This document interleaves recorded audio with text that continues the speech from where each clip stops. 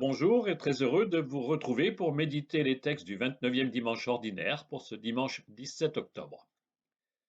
L'abus de pouvoir n'existe pas seulement dans la société, en politique ou dans d'autres domaines. Dans l'Église aussi, ce goût d'exister en se mettant au-dessus des autres est une déviance qui guette chacun, particulièrement ceux qui exercent une responsabilité. Cela vient de loin. Déjà dans l'Évangile, on voit deux des 12, Jacques et Jean, venir revendiquer le privilège de gouverner avec Jésus. Ils se voient bien en premier ministre du futur roi de Jérusalem. Il est vrai qu'ils sont les premiers compagnons, les premiers appelés au bord du lac avec Pierre et André. Ils estiment qu'ils méritent bien cette forme de reconnaissance. Jésus va alors leur rappeler pourquoi lui est venu et combien sa mission n'est pas de se mettre en avant, mais de servir. Vivre le service, c'est accepter librement de boire une coupe amère, de tout donner, même sa vie. Pour défricher ce rude chemin spirituel, la première lecture nous donne d'entrevoir le visage du vrai serviteur, celui de la souffrance. À sa manière originale, la lettre aux Hébreux dans la deuxième lecture ne dira pas autre chose, en nous décrivant Jésus comme le vrai grand prêtre dans le temple nouveau. Dans la nouvelle alliance inaugurée par celui qui est descendu du ciel pour prendre pied sur terre, le temps n'est plus d'offrir des sacrifices. Le Christ s'est fait pleinement solidaire en s'offrant lui-même. Reprenons l'unique message de ce dimanche au fil des trois lectures proposées à notre méditation. Et commençons par la première lecture. La première lecture nous donne à entendre deux brefs versets d'Isaïe. La deuxième partie de ce livre, composé à l'époque de l'exil, contient quatre beaux poèmes qu'on appelle poèmes ou chants du serviteur. Le quatrième est lu intégralement en première lecture le vendredi saint. C'est le chant du serviteur souffrant, le plus saisissant pour nous chrétiens. Mais qui est ce serviteur souffrant? Un prophète au temps ancien de la grande épreuve de l'exil? Le peuple d'Israël lui-même broyé par la souffrance?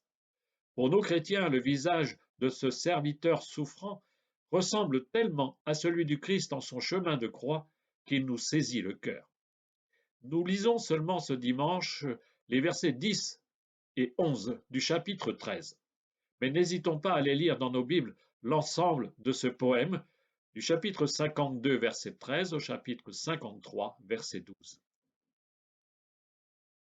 Broyé par la souffrance, il a plu au Seigneur.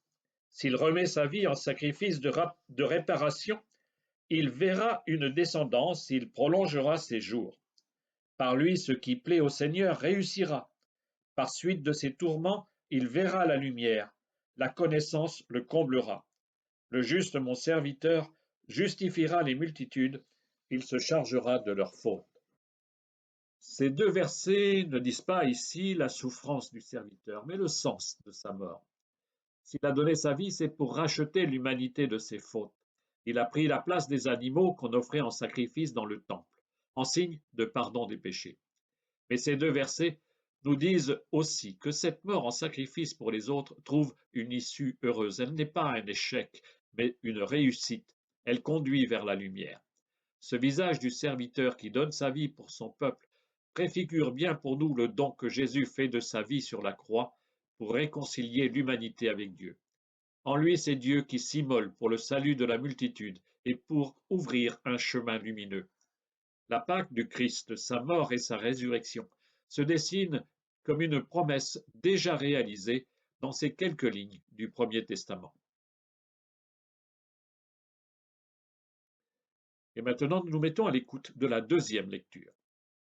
De dimanche en dimanche, nous continuons la lecture de la lettre aux Hébreux, saisissant au vol quelques brefs passages sortis de leur contexte. Dimanche dernier, nous écoutions une parole coupante comme un glaive. Cette fois-ci, c'est la figure du Christ comme grand prêtre que nous découvrons. À Jérusalem, le grand prêtre exerçait l'autorité religieuse à la tête du conseil, appelé aussi le Sanhédrin. Il était le plus haut personnage religieux du peuple d'Israël.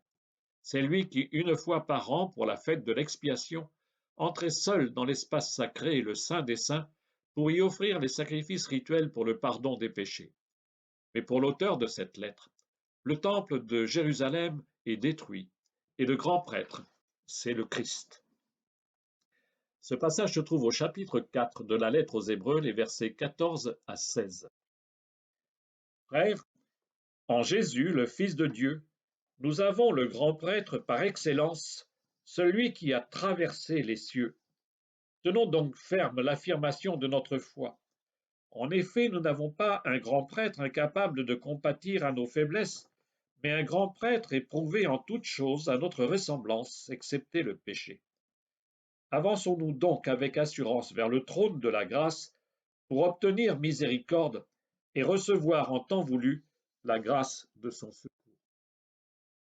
À la place du grand prêtre du temple de Jérusalem qui offrait des sacrifices sanglants en rémission des péchés, Jésus a offert sa vie une fois pour toutes, en décidant librement, selon le projet de Dieu, de donner sa vie pour que nous recevions de lui la vie éternelle. Pour reprendre les images du serviteur souffrant d'Isaïe, Jésus est comme, je cite, un agneau conduit à l'abattoir, c'est en Isaïe 53, 7. L'incarnation du Verbe divin en la personne du Fils est allée jusqu'à son terme voulu par Dieu.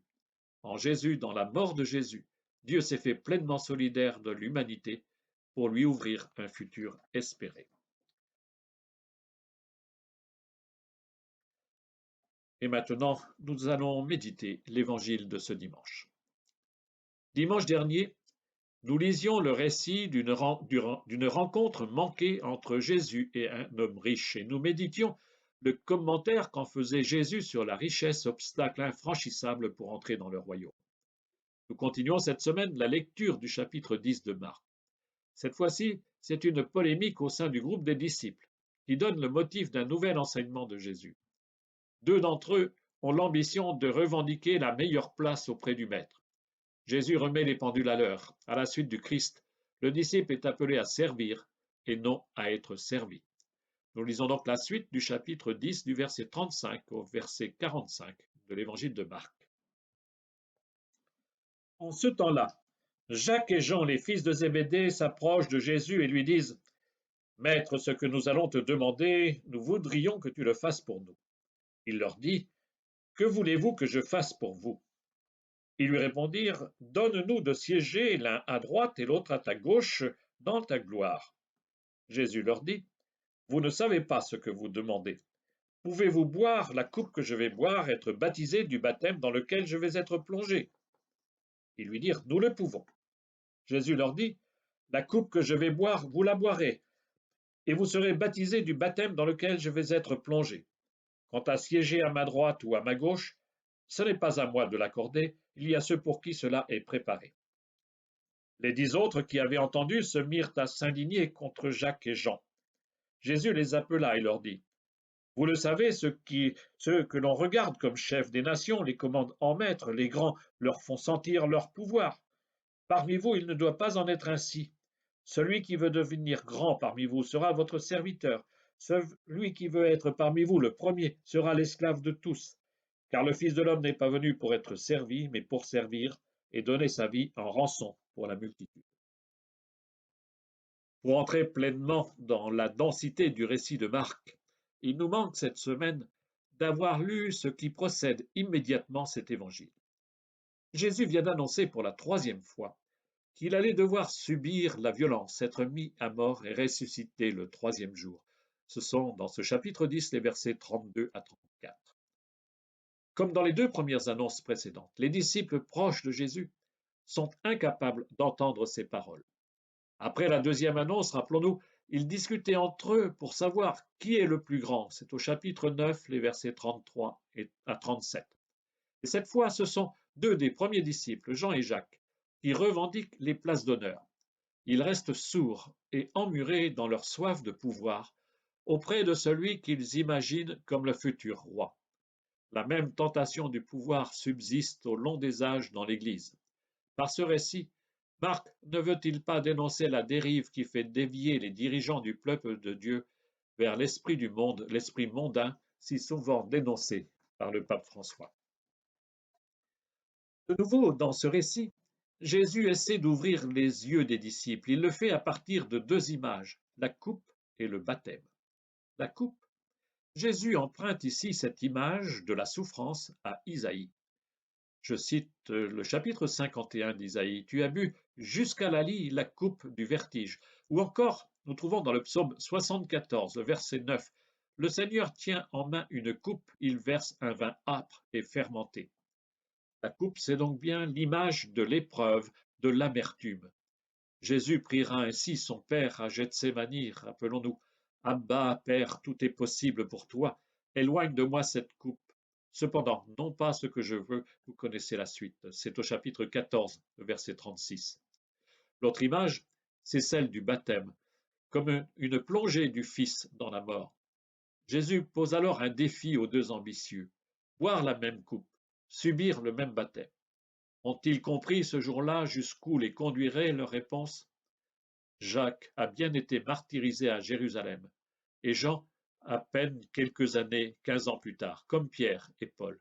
N'est-ce pas le lot pour tout disciple que d'accepter les épreuves, devoir boire la coupe amère ou accepter la plongée dans un baptême si rude? Les 10 autres disciples ne réagissent pas mieux. Ils s'indignent, ils sont jaloux. De nouveau, ils fournissent à Jésus le motif d'un enseignement bien rude. Ceux qui seront appelés à gouverner le peuple de Dieu après sa mort ne doivent pas imiter les puissants de ce monde. À cette époque, ce sont tous des dictateurs. À l'opposé de ces hommes de pouvoir, les responsables dans la communauté chrétienne se doivent d'être des serviteurs. Jésus va même plus loin ici, des esclaves. Il fonde la mission confiée aux apôtres sur sa propre vie. Nous retrouvons ainsi les deux premières lectures où Jésus s'est fait le serviteur souffrant ou le grand prêtre qui réconcilie l'humanité avec Dieu en offrant sa vie. À la suite du Christ, celui qui est appelé à gouverner ne doit jamais oublier qu'il est d'abord serviteur de tous, esclave de ceux qui lui sont confiés, mais pas des hommes de pouvoir.